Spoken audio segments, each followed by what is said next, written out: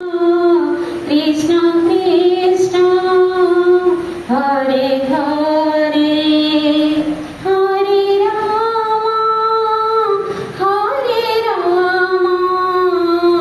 राम हरे हरे हरे कृष्ण कृष्ण कृष्ण हरे हरे हरे राम राम राम हरे हरे। এই নামକୁ ବର୍ତ୍ତମାନ କଳିଯୁଗରେ ନାମକୁ ଶ୍ରେଷ୍ଠ ବୋଲି କୁହାଯାଉଛି। ତେଣୁ ପ୍ରତ୍ୟେକ ଯଦି ସବୁଦିନ କିଛି ସମୟ ପାଇଁ ନାମ କୀର୍ତ୍ତନ ଘରେ କରିବେ, ତାହା ଦ୍ୱାରା ଆମର ଶରୀର ଆତ୍ମା ପବିତ୍ର ହେବ ଏବଂ ମନ ସ୍ୱଚ୍ଛ ହେବ। ଯାହାଦ୍ୱାରା କି ଆମ ଯେଉଁ ବର୍ତ୍ତମାନ କଳିଯୁଗରେ ଯେଉଁ ପ୍ରଭାବ ପଡ଼ୁଛି, ଖରାପ ପ୍ରଭାବ, ତାହାଦ୍ୱାରା ଆମେ ନିଶ୍ଚିତ ଭାବେ ଦୂର ହେବ ଏବଂ ଆମେ ଶାନ୍ତିରେ ଜୀବନଯାପନ କରିବା। ମୁଁ ଏକ ଛୋଟିଆ କବିତା ଲେଖିଛି, ତାକୁ ବର୍ତ୍ତମାନ ଆପଣଙ୍କ ଆଗରେ ପଢ଼ିବାକୁ ଯାଉଛି। କବିତାର ଶୀର୍ଷକ ଆମ ନାଁ ଲେଖି ବାପା।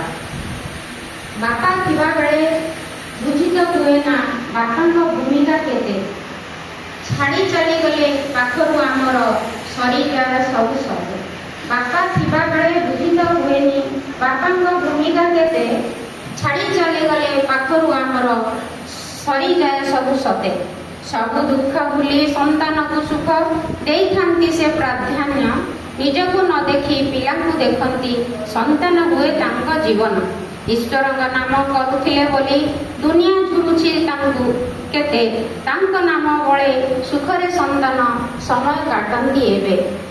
ନାମ ଠାରୁ ନାମ ବଡ଼ ହୋଇଥାଏ ବୁଝିଥିଲେ ତାଙ୍କ ଜୀବନରେ, ନାମକୁ ଆଧାର କରି ଯିଏ ଚାଲେ ଝୁଣ୍ଟେ ନାହିଁ ସଂସାରରେ।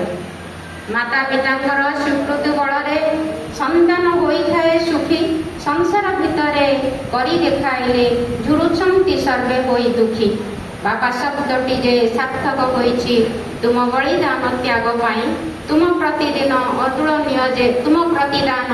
ଅତୁଳନୀୟ ଯେ ବର୍ଣ୍ଣନା ତାହାର ନାହିଁ। ତାଙ୍କ ଆଶୀର୍ବାଦ ପାଇ ଆଜି ମୋର ଜୀବନ ହୋଇଛି ଧନ୍ୟ, ସିଏ ତ ଆମର ଚଳନ୍ତି ଦେବତା, ଆମେ ସବୁ ତାଙ୍କ ସନ୍ତାନ। ଏତିକି କହି ମୁଁ ମୋର ବକ୍ତବ୍ୟ ଶେଷ କରୁଛି। ଆପଣମାନଙ୍କ ମତେ ଜୟ ଜଗନ୍ନାଥ, ଜୟ এই কার্যক্রম প্রতি কম হব। দ্বিতীয় চৈতন্য নামাচার্য যদুমণি স্বাইঙ্কর যথার্থ দায়িত্ব তো কহিলে হবনি, সময় হি কহিব। আজি এই যে কার্যক্রমে আমি পৌঁছিছে তাঁর অবদান পাই মো পরিবার তরফর সমস্ত তরফর ধন্যবাদ দেবি। আসন্তু আমার সমস্তর বিশেষ আকর্ষণ